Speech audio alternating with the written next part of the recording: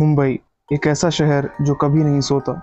इस शहर में रहने के लिए जगह ढूंढना कितना मुश्किल हो सकता है, ये इंडिया में रहने वाला हर शख्स जानता है। शालिनी और उसका खुशहाल परिवार, जिसमें शालिनी, उनके पेरेंट्स और एक छोटी बहन थी। शालिनी की उम्र उस इंसिडेंट के वक्त 24 साल थी, जबकि उसकी छोटी बहन कृतिका, जिसे ये प्यार से मोना भी कहा करते थे, उसकी उम्र उस वक्त 13 साल थी। किसी वजह से उन्हें अपना पुराना फ्लैट छोड़ना पड़ा और उस वक्त वो किसी दूसरे फ्लैट की तलाश में थे। शालिनी के जो पापा थे, उन्होंने किसी ब्रोकर से बात करके किसी दूसरे अच्छे फ्लैट के बारे में पता करने को कहा। हमें हमारा पुराना घर किसी वजह से तुरंत ही छोड़ना पड़ गया था, जिसकी वजह से अब हम अपनी बुआ के घर रह रहे थे। लेकिन जैसा कि आपको पता है, हम किसी और के घर कितने ही वक्त तक रह सकते हैं। इसीलिए मेरी मम्मी ने मेरे पापा से कहा कि जितनी जल्दी हो सके कोई दूसरा फ्लैट तलाश करिए। मेरे पापा ने जब उस ब्रोकर से बात की तो उसने हमें कई फ्लैट्स दिखाए, लेकिन या तो हमें वो जगह ही पसंद नहीं आ रही होती, और अगर पसंद आ भी जाती तो वो जगह हमारे बजट के बहुत बाहर की होती। वक्त गुजरता जा रहा था और हमें किसी भी हाल में जल्द से जल्द कहीं और शिफ्ट होना था। तकरीबन 1 महीना हो जाने के बाद उस ब्रोकर ने हमें एक फ्लैट दिखाया, जो कि ग्रैंड पैराडाइज टावर में था। इस जगह का नाम याद रखिएगा, क्योंकि इसकी खुद की हिस्ट्री इतनी ज़्यादा डरावनी थी कि अगर हमें पहले पता होता तो शायद हम उस जगह फ्री में भी शिफ्ट ना होते। लेकिन जल्दबाजी में और बजट के चलते हमें उस बिल्डिंग में एक फ्लैट पसंद भी आ जाता है, जो कि 7th फ्लोर पे था। जब हम उस जगह को विजिट करने जाते हैं ताकि उस जगह को हम रहने के लिए फाइनल कर दें, तो हमें पता चलता है कि इसके ऊपर जो फ्लोर है, यानी कि 8th फ्लोर, वो पूरी तरह से बंद है। वहाँ कोई आता जाता नहीं है। ये बात हमें उस ब्रोकर ने बताई। जब हमने उससे सवाल किया कि ऐसा क्यों है, तो उसने हमसे कहा कि अरे वो ऐसे ही इतने ऊपर कोई रहना नहीं चाहता, और 8th फ्लोर पे जो फ्लैट है वहाँ व्यू भी अच्छा नहीं आता, इसलिए वहाँ कोई रहना ही नहीं चाहता। हमने उसकी इस बात पे इतना गौर नहीं किया। साथ साथ मैं आपको बताती चलूँ कि 7th फ्लोर के उस फ्लैट का जो मंथली रेंट था, वो नॉर्मल उस जैसे किसी भी फ्लैट के लगभग आधे रेट पे हमें मिल रहा था, जो कि बहुत अजीब बात थी। लेकिन जल्दबाजी की वजह से और बजट टाइट होने की वजह से हम उस पर इतना गौर नहीं करते और उस फ्लैट पे शिफ्ट होने का फैसला करते हैं। तो आगे की जो कहानी है उसे हम कंटिन्यू करने से पहले मैं आप सबसे रिक्वेस्ट करना चाहूँगा कि जिन भी लोगों ने मेरा चैनल अभी तक सब्सक्राइब नहीं किया, प्लीज़ मेरे चैनल को सब्सक्राइब करें। आप में से 85 से 90% लोग वीडियो देख तो रहे हैं, एंजॉय भी कर रहे हैं, लेकिन चैनल को सब्सक्राइब नहीं कर रहे हैं। तो आप सबसे ये हम्बल रिक्वेस्ट है कि कहानी आगे बढ़ाने से पहले आप सब चैनल को सब्सक्राइब ज़रूर कर लें और वीडियो में लास्ट तक बने रहें, क्योंकि शालिनी की इस कहानी से हमें बहुत कुछ सीखने को मिलता है। और उसके बाद हम उस ग्रैंड पैराडाइज टावर की हिस्ट्री के बारे में भी जानेंगे, जो कि सच में बहुत ज़्यादा डिस्टर्बिंग और हॉरिबल है। तो चलिए कहानी को शुरू करते हैं। उस फ्लैट पे विज़िट करने के बाद हमने अपना मन बना लिया था कि अब हम यहीं रहेंगे। विज़िट करने के 1 हफ्ते के बाद ही सारा पेपर वर्क कंप्लीट होने पे हमने वहाँ शिफ्ट कर लिया और रहना शुरू कर दिया। वो फ्लैट देखने में तो बहुत अच्छा था और स्पेस भी काफ़ी थी। उस फ्लैट में बस जो अजीब चीज़ थी वो ये थी कि हमारे फ्लैट के उस दरवाजे के बगल से होके एक सीढ़ी ऊपर की तरफ जाती थी, जो कि हमें 8th फ्लोर से कनेक्ट करती थी। और उस सीढ़ी को देख के ही पता नहीं ऐसा क्यों लगता था कि जैसे वो हमें अपनी तरफ बुला रही हो, और चाहे कितनी भी रोशनी क्यों ना हो, उस सीढ़ी का एक कोना हमेशा बहुत ज़्यादा अंधेरे में ही होता था, जो कि उसे देखने में और भी ज़्यादा डरावना बनाता था। खैर, जब से हम वहाँ उस फ्लैट पे शिफ्ट हुए थे, तब से उस फ्लैट में रहते हुए हमें 1 महीना हो चुका था। सब कुछ काफ़ी नॉर्मल था। लेकिन फिर एक दिन जब मैं अपने दोस्तों के साथ रात में पार्टी करने के बाद अपने घर आई, तो उस वक्त रात काफ़ी हो चुकी थी, और जब मैं अपने फ्लैट के उस डोर तक पहुँचती हूँ तो मैं देखती हूँ कि वो 8th फ्लोर की तरफ जाने वाली सीढ़ी पे मुझे बहुत सारी काली बिल्लियाँ नज़र आने लगती हैं। वो शायद 6 या 7 होंगी, और वो सारी बिल्लियाँ काली थी, जो कि बहुत अजीब बात थी, क्योंकि एक ही जगह पे इतनी सारी, और वो भी सिर्फ काली बिल्लियों का एक साथ दिखना अजीब तो था। लेकिन तभी मेरी मम्मी दरवाज़ा खोलती हैं और मैं अपने घर में एंटर कर जाती हूँ। उस दिन के बाद से हमारे उस घर में कुछ भी नॉर्मल नहीं रहा। मेरे मम्मी पापा बिना किसी बात के झगड़ना शुरू कर देते थे। मेरी छोटी बहन, जिसे हम प्यार से मोना कहते थे, उसके बिहेवियर में अचानक से चेंजेस आने लगे थे। अब वो स्कूल ना जाने का कोई ना कोई बहाना ढूंढने लगी थी। हालांकि वो पढ़ाई में काफ़ी अच्छी थी, लेकिन उसे पता नहीं धीरे धीरे क्या होता जा रहा था। उस दिन के बाद से ही मुझे भी एंग्जाइटी अटैक्स आने लगे थे। धीरे धीरे मैं डिप्रेशन में जाने लगी थी और मुझे पता नहीं क्यों लेकिन सुसाइडल थॉट्स आने लगे थे। मुझे ऐसा लगने लगा था कि बस अपने आप को जान से मार दूं। अब इस वक्त तक मेरी फैमिली की हालत बहुत ख़राब हो चुकी थी। पापा को उनके जमे जमाए बिजनेस में बहुत ज़्यादा लॉस होने लगा था, जिसकी वजह से मम्मी भी बहुत ज़्यादा परेशान रहने लगी थी। धीरे धीरे हमारी फाइनेंशियल प्रॉब्लम्स बढ़ती जा रही थी और हम सबकी मेंटल हेल्थ भी बहुत ज़्यादा ख़राब होने लगी थी। उसके बाद हमारे उस फ्लैट में बहुत सी अजीब चीज़ें होने लगी, जैसे कि हमारे स्टोर रूम में बिना किसी वजह के आग लग जाना।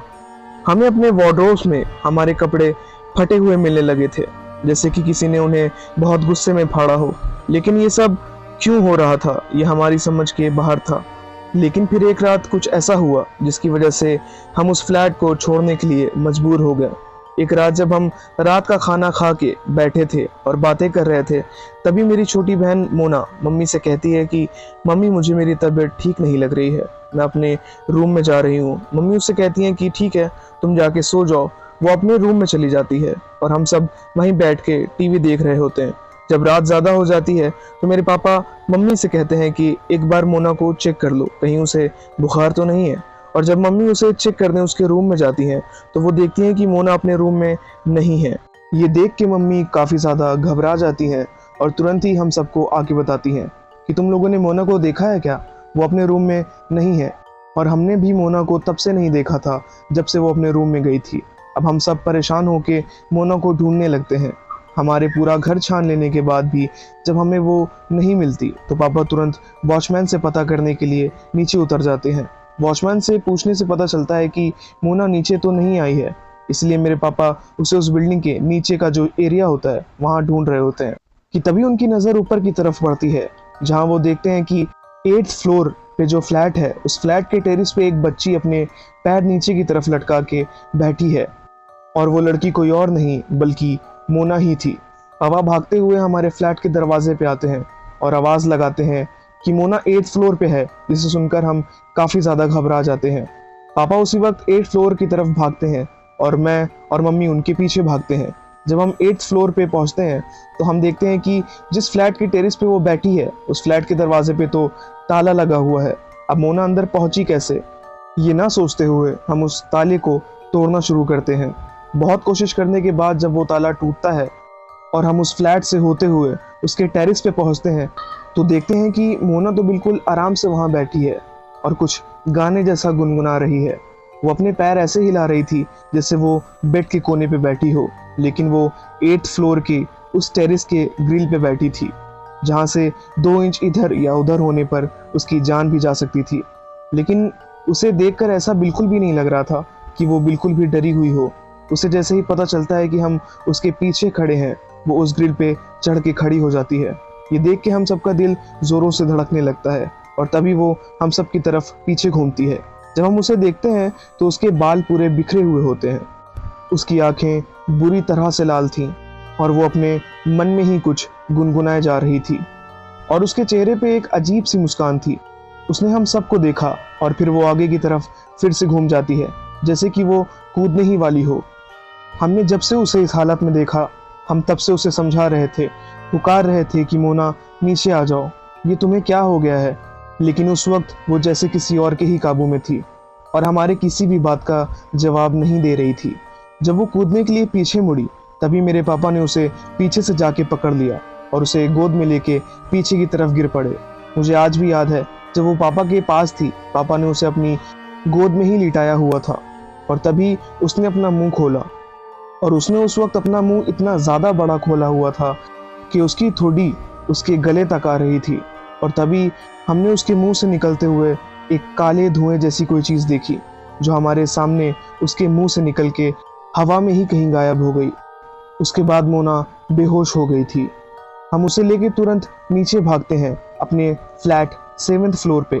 पापा जल्दी से अपनी कार कीज लेते हैं और अपना सारा सामान छोड़ के हम वहाँ से सीधा बुआ के घर की तरफ निकल जाते हैं।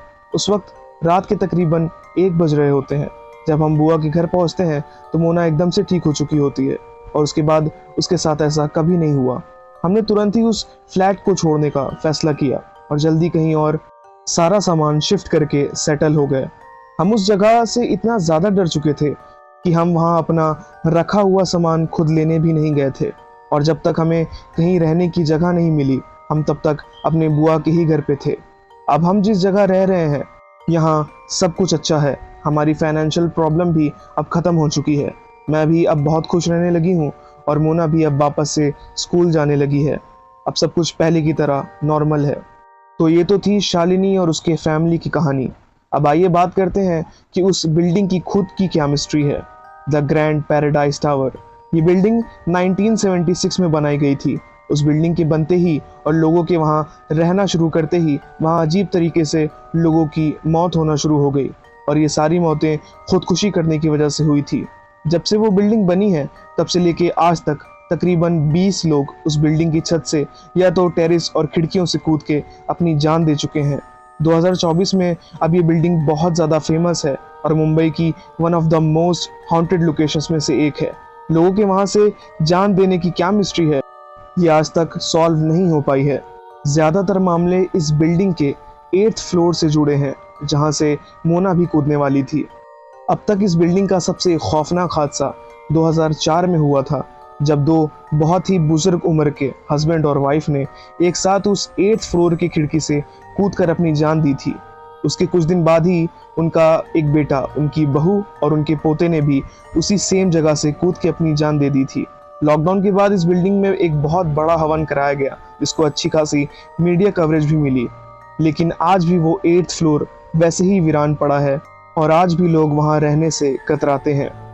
तो ये थी दोस्तों आज की स्टोरी। आई होप कि आज की ये वीडियो आप सबको पसंद आई होगी, और अगर आई हो तो इस वीडियो पे एक लाइक लाजमी करें, चैनल को सब्सक्राइब करें, कमेंट करके ज़रूर बताएं कि आपको आज की ये कहानी कैसी लगी। अगर आप भी मेरे साथ अपना कोई पर्सनल एक्सपीरियंस शेयर करना चाहते हैं तो डिस्क्रिप्शन बॉक्स में मैंने अपना नंबर दे रखा है, आप मुझे वहाँ मैसेज करके अपनी आप बीती मेरे साथ शेयर कर सकते हैं। तो मिलते हैं नेक्स्ट वीडियो में, तब तक के लिए गुड बाय।